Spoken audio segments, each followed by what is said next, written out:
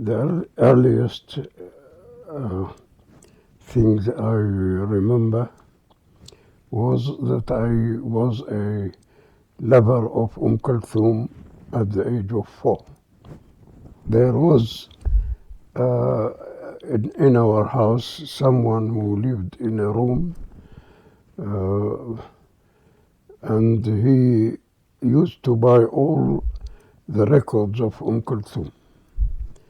And every night he comes and drinks and takes me from my bed to listen to Kulthum, and I used to sing Kulthum without understanding a word of it. Kulthum is the most famous singer in Egypt, the most popular in all Arab countries. Only when I became 16, I started to learn music. I learned to play oud. Yeah? Yeah. But not. I did not have any teacher. I taught myself. This is why I did not become a professional musician. In Iraq, there was a different thing, which there was nothing similar in all the world. In Iraq, the Jews was the only musicians of the Iraqi people, and almost until 1950, there was not one player of music which is not Jew.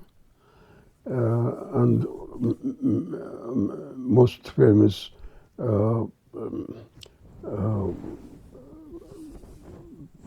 musicians and composers and some singers were all Jews.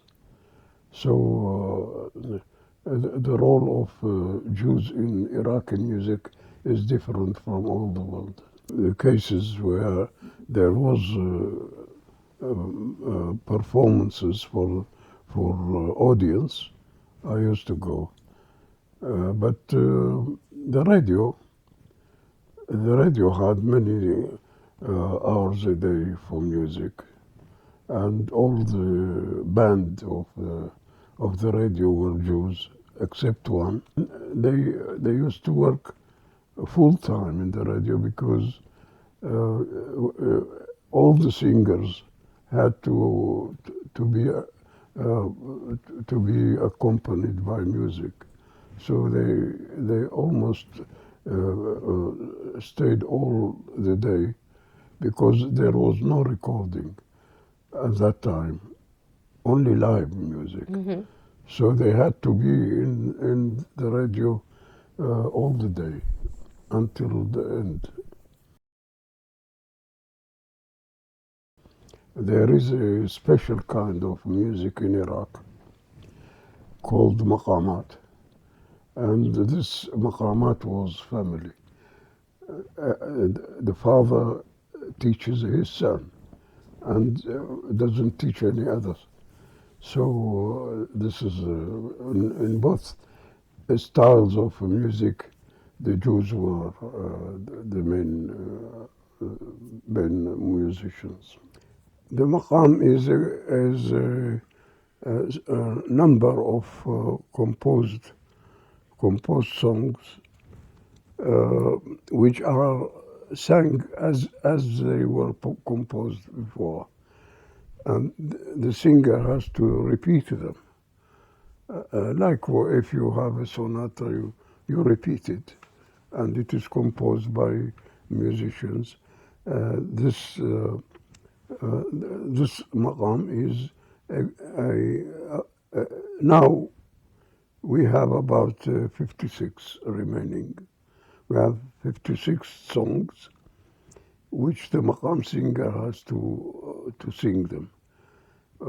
Everyone who sings a maqam, he sings it like as it was composed before. And this is the maqam.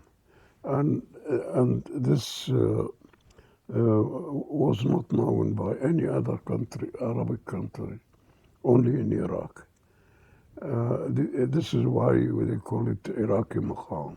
Before the radio, it was sang sometimes in coffee shops, especially in Ramadan at night. There are several shops where the maqam singers sang.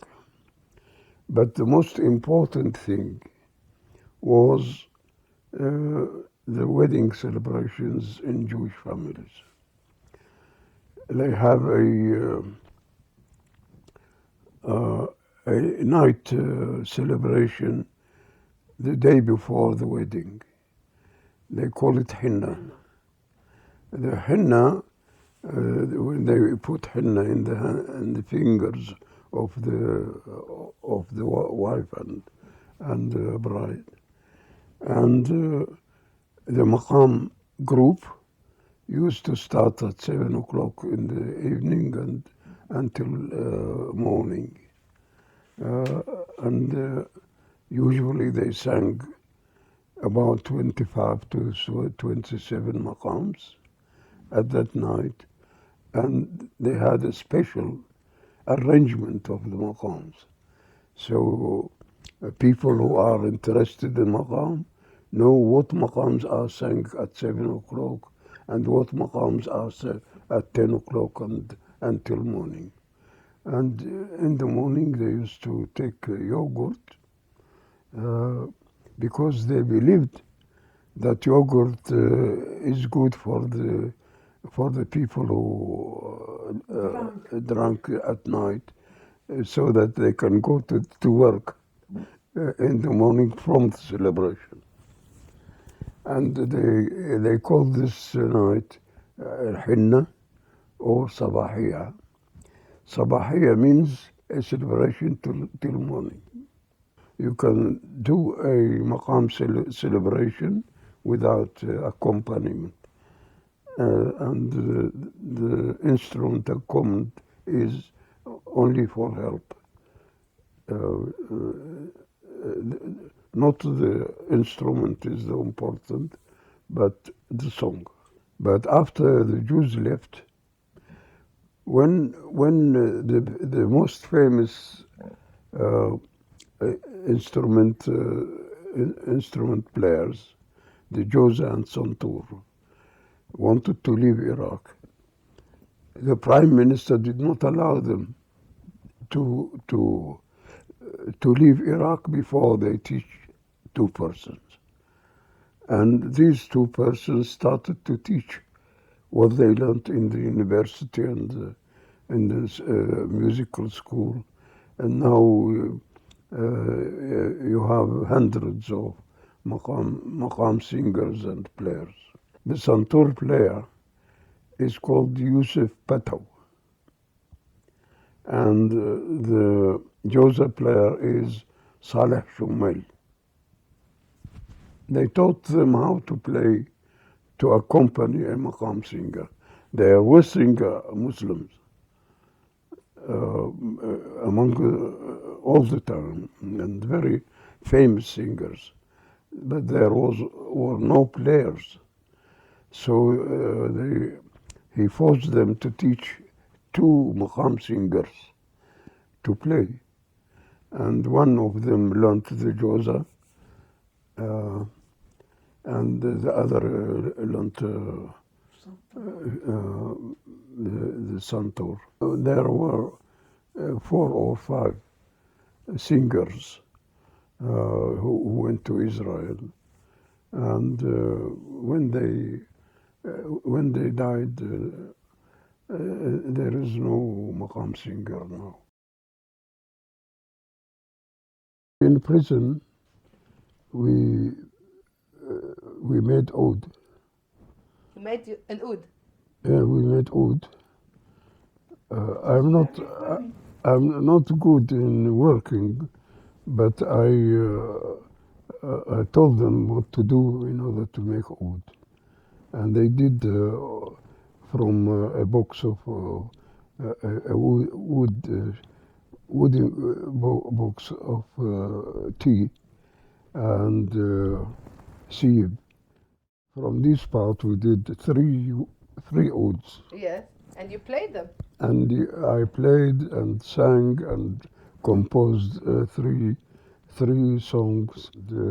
When a prisoner leaves the prison, and we made celebrations.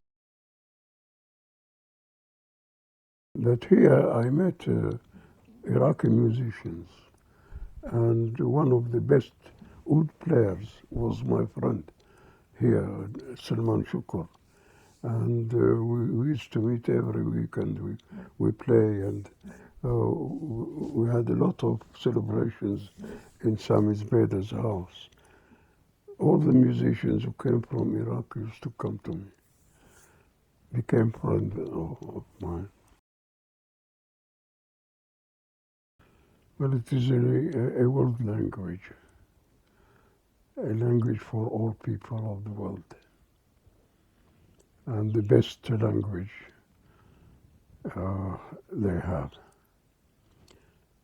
And it is one language for all the people. You have English, French, and all the languages, but in music you have one language.